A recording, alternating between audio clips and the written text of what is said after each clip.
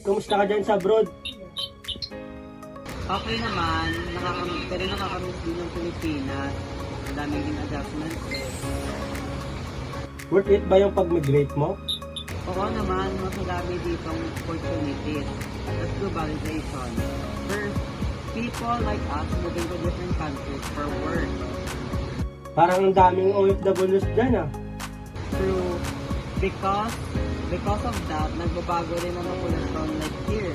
Maraming Filipino workers, especially nurses and caregivers. So, that's demography, yung pagbabago ng populasyon dahil sa migration. Yes, sa Pilipinas naman, maraming umaalis kaya naapektuhan din yung workplace natin. Pero at least nakatutulong sa pamilya through remittances. Exactly. Globalization connects us even we're far away from home. Tama, kahit malayo ka, parang malapit pa rin dahil sa video call.